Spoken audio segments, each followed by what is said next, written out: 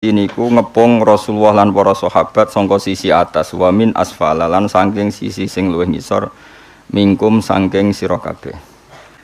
Maknane min a'lal wadi saking dhuwur-dhuwure jurang wa asfalihi lan ngisor-ngisore jurang.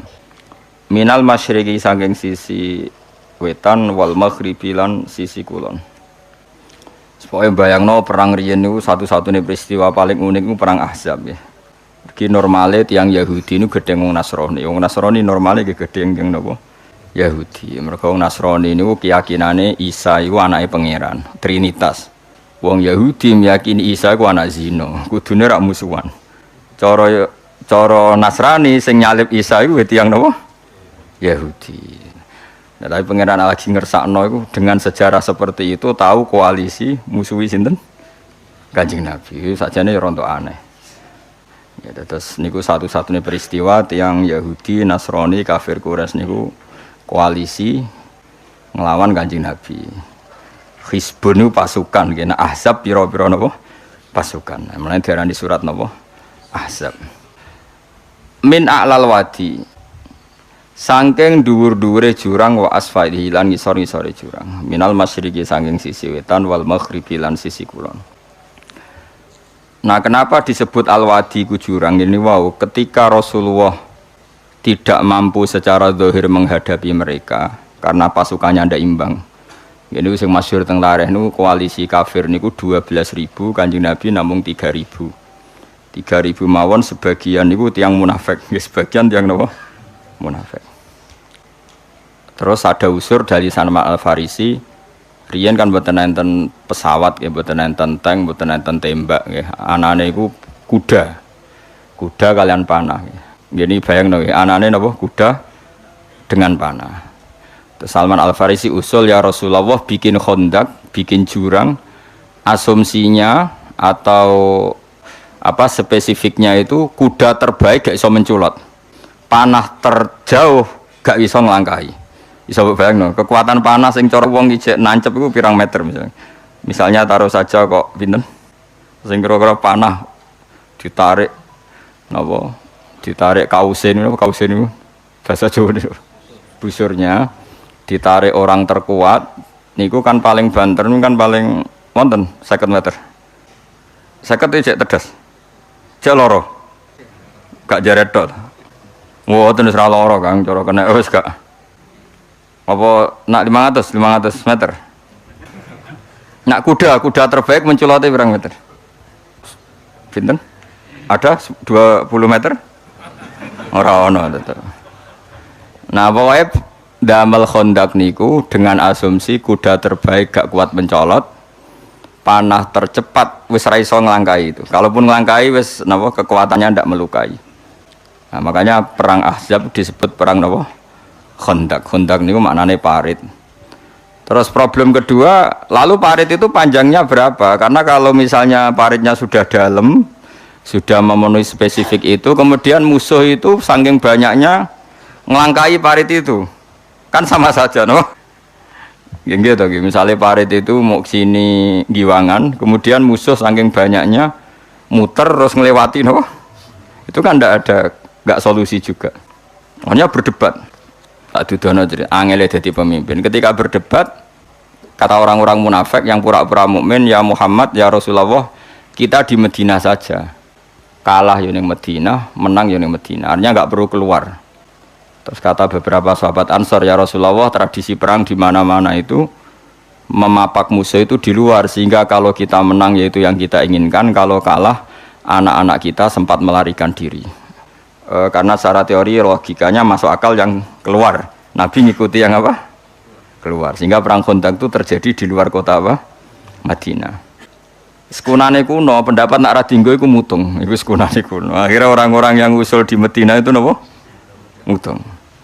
Niku mboten tentang tentara, mboten tentang polisi, mboten tentang kiai, pendapat radinggo itu terus rontok mutung. Nak mutung jarene konsep bersama, sing mutung ora pati tenanan, wong jenenge napa? Mutung. Singkat cerita terus sebagian itu jadi munafik betul. Makanya itu memiliki disebut min a'lal wadi. Orang Islam posisi di khandak atau di jurang, Kemudian musuh itu ada di mana-mana, termasuk min a'lal wadi. Disebut min a'lal wadi wa asfali minal masyriq napa wal maghrib. Wa idzaqat lan nalikane wis melenceng. Melenceng iku wis ora fokus apa alabsoru pira-pira peningal. Malah tegese melenceng apa absor angkul lisein. Saking saben-saben perkara ila aduwiha muk fokus ning musuhe absor mingkuli janibin saking saben-saben sisi.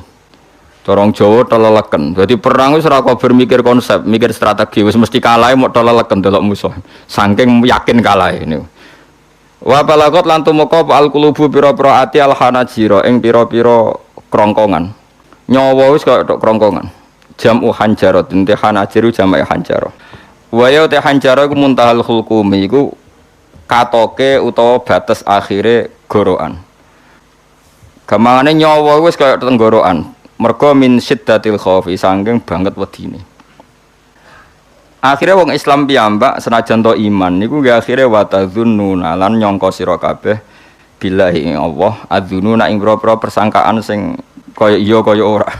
Maksude jare wong mukmin sing iman tenan ta ora pangeran nulungi kondisi kok ngene. Dadi iku sing mukmin, sing munafik mesti kalah iki. Ya, jadi urip wis biasa mamang bareng biasa kaya nyai wis suwe ora sugih-sugih tenan ta ora iso ngakhiri melarat apa leren alih napa profesi ya mulai mamang akhirnya duit masjid diinvestasekno kena amalillah kena multi level sesuai bangkrut semacam tapi iku ya ono sejarah wis ben wis pangeran sugih pokoke sampean yakin pangeran iku kondang Islam itu dipimpin kiai keliru ya melaku, dipimpin kiai bener ya melaku, dipimpin kiai gonta-ganti ya melaku. Teng TV sering ana berita ustad sodomi, ustad ngene-ngene. Wong ya ora terus gedeng Islam, ya nyalahno ustad iku. Ya ana Islam dibajak, ekstremis ya muni Islam, sekuler ya muni Islam, liberal ya muni Islam. Ya Islam ya baik-baik saja. Ora ana masalah kan, biasa mawon. Yo ramene dunyo. Riyen Rasulullah niku rak sae-saene tiyang niku mawon disisipi tiyang munafik. Karena ndak ada cerita pendapat itu memuaskan semua napa pihak. Rasulullah rak kesayangane pangeran. Niku pun ndak bisa memuaskan semua orang. Sehingga orang yang kecewa ya jadi munafik. Pemenang terima kiai, terima presiden, terima kapolri, terima pangam, enggak bisa. Apapun konsepnya itu enggak bisa. Mesti ada yang setuju pendekatan ekstremis itu persuasif. Sing sitok harus tegas. Kalau enggak tegas enggak bisa membasmi akar-akarnya. Sing jare persuasif, nak tegas mereka dendam malah kacau negara. Sing sitok kalau enggak tegas mereka ngelamak. Ini kan ra iso selesai. Akhirnya nyelesaino aku sing pimpinan nurut. Akhirnya sing pendapatnya gak tigo. Nurut ya nurut mergo dipecat tapi terus balelo sithik. Balelo apa? Sithik-sithik. Masjid ge ngoten nasibe, kiai ge ngoten. Kula nek ndek murid kuatah, ndek santri kathah sing kiai ge kathah. Ono kiai niku sowan kula, Gus, masjid itu ape nganakno zikir Ramadan. Dadi 24 jam full mulai bar subuh sampai sahur. Saking semangat ibadah Ramadan. Terus ibadah ning dia muni takok, ya teng masjid. Dadi masjidnya ben makmur, terbaik masjid makmur. Tas tak omongi. Lah apa ngarit ora ibadah? Apa dadi satpam mergawe iku gak ibadah? Apa nyupir angkot golek nafkah ibadah? Kiai kok goblok kira karuan aja muni ngono. Astagfirullah, iki ora urusan iku, Gus.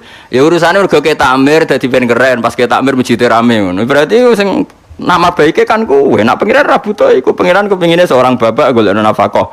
Anake kepingine sekolahan ya satpam teko, ora teko alasane itikaf. Kepingine pangeran ya bis sing tetep jalan, dadi wong sing nyetop iku ana bis aja kok mandek mergo itikaf ayo mending. Kecewa lho. Wis bae ku piye dijapik ra dukung. Padahal mek kula yo nyucup yo hormat, tapi tetep gremeng mergo idenya enggak keturutan. Ya kula yo ngerti rai-rai ngono iku yo biasa wae cara kula biasa. Tapi suwe-suwe yo sadar den. Bareng ngajak wong do ora gelem akhirnya sadar. Jebule ngandel jeneng nganggo sembang kula wis suwe wong luwih ngandel aku timbang kowe. Lah bento tapi ngandel kowe wong aliran sesat ta. Ya masjid itu anggere sono salat jamaah iku ya wis rame cara pangeran. Ora perlu rame banget. Nak rame banget terus bakal pentol leren, satpam leren, supir angkot leren. Nah iku jek sepele. Dokter leren. Wong ape lara. Wong ape lara ape berobat ra iso. Nak larane emergensi astagfirullah minamikum taqabbal ya karim. Ajane semburu leren maling leren, copet leren. Iku ape nek iso ngumpul lho iku. Makanya ngaji ku ngambek wong alim kan, karena orang alim tuh yang tahu duduk perkaranya agama. Seorang lagi yang tahu duduk perkaranya agama. Nabi itu kalau ngendikan tuh sampai sahabat tuh gak bisa menampung. Kadang menyebut kebaikan satu majelis sampai 63 sampai 70. Misalnya Nabi ngendikan al-imanu bid'un wasituna bid'ah. Iman tuh ada 63. Terus nyebut terus. Pertama ngendikan a'la la ilaha illallah, tertinggi adalah kalimat tauhid. Wa adnaha imatatul adza anit thariq, terendah adalah menyingkirkan hal-hal yang mengganggu yang apa? Mukmin atau mengganggu jalan. Terus ngendikan seperti itu. Sehingga pernah suatu saat Rasulullah itu ngaji di masjid. Rasulullah itu ngaji di masjid. Nabi kalau ngaji di masjid itu memang di teras, jadi terbuka. Terus ada pemuda santai dengan santainya nggo pacul, ngliwati Nabi ngaji diliwati we. Nggo pacul. Ya santai. Singkat cerita semua sahabat itu mencibir. Celaka betul pemuda itu. Ada Rasulullah ngaji tidak ikut tapi dia berlalu saja bawa cangkulnya.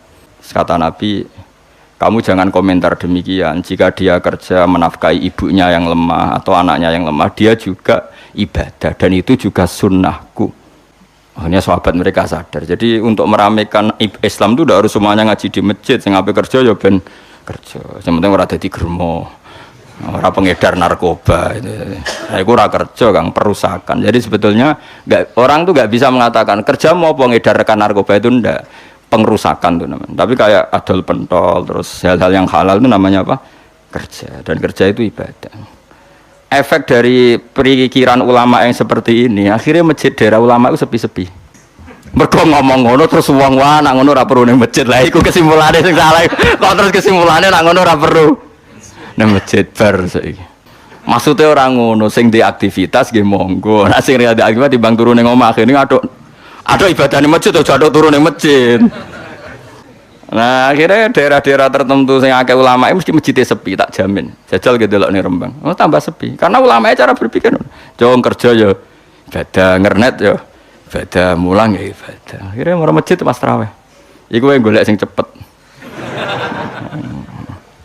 Tapi kunane kuno, Nabi sekalipun itu yang namanya orang yang mendengar tetap ada yang menolak.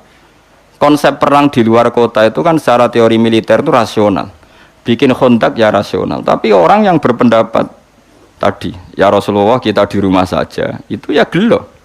Kayak tadi, orang yang ingin memakmurkan masjid kemudian, kan saya seperti itu ya gelo. Kalau pikiran saya, suatu saat dia sadar, intinya sadar, terus sowan saya sadar. Karena ya muridnya ada murid beda angkatan ya, dia semi-semi teman sama saya. Tak omong ngene, Jong, kowe nak pancen seneng masjid tenan, masjid itu aja dadi problem bagi umat. Misalnya gini, aja sampai kenapa ora nyupir angkot demi nak mirno masjid, kenapa ora tugas satpam demi makmurno masjid. Berarti masjid ini menjadi problem penghalang dari sistem sosial ekonomi. Kowe seneng masjid darani problem, kowe seneng masjid dianggap kambing hitam. Ya sudah, sholat jamaah saja, sholat jamaah di masjid. Terus yang nganggur-nganggur ya ke masjid. Tapi kalau yang sibuk ya monggo, asal itu halal ya ibadah. Ngendikane Nabi setiap aktivitas muslim asal halal itu apa? Ibadah. Makanya kita harus. Nah, tapi kan pendapat seperti ini itu kan kadang dibantah juga. Tapi ki Ramadan Gus tahun pisah, mosok njenengan ra setuju. Tak bukti kalau dia hadun nafsi tak tes. Ya wis aku setuju, syaratnya ketuane takmir ra kowe. Dadi masjid rame pas kowe ra ketua takmir. Isen dene karena dia ingin punya prestasi. Berarti sawang wow pas dia ketua takmir hadun nafsi enggak? Hadun nafsi pasti dia itu cari ya jajal pengajian sing gede-gede. Mergo pengurus takmire kepengin pas era dekne tau pengajian geden.